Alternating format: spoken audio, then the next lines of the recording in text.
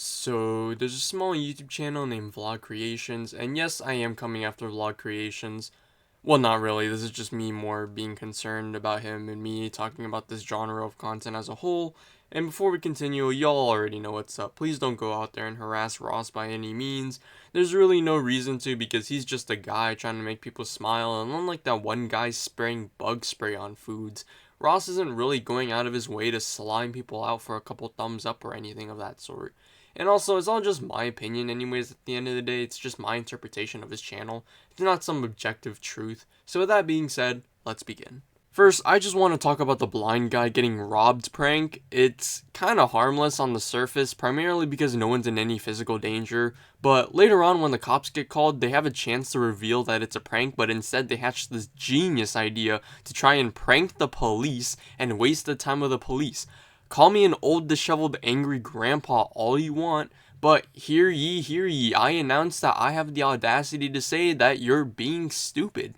From that officer's perspective, they're walking into the scene of an active robbery not knowing the full details. They don't know whether or not these robbers are supposed to have guns, whether or not they have hostages, and they probably do have hostages because there's a blind man inside the house. So yeah, I don't think that the police officers overreacted at all. I actually think that it's fine for them to act the way they did, and I think it was pretty good training, and it was pretty reasonable that they would be upset that their time was wasted. They're on the clock to help save people, not respond to the tomfoolery that Ross was pulling in here. They pull up to every single situation, not knowing what's going on, thinking that they're probably going to get shot, but, they still do it. And I also think that Ross should be criticized here, because whether you guys like this opinion or not, Ross wasted the time of police officers who probably could have saved someone else who was having an emergency. And the fact that Ross wanted to commit to the prank, even with the police officers having their guns drawn, is absolute insanity.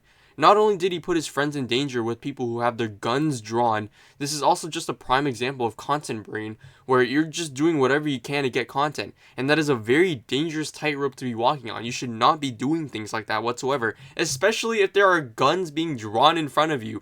What type of content brain leads you to believe? Remember that one prankster that got shot? Yeah, this kind of reminds me of that. Where Ross goes from not being a good boy to being a bad boy is, and I can't make this up, honk to see a midget twerk bumper sticker, then sitting at the green lights. Aside from this video being a pretty damn good argument for why AI can't take over creativity and why AI can never match the human brain in terms of like creating the most random and absolutely bat guano insane titles ever. Ignoring that for a moment here, Ross here is not only blocking green lights to have a dwarf twerk at a red light, he's also wasting the time of everyone who isn't watching the dwarf twerk.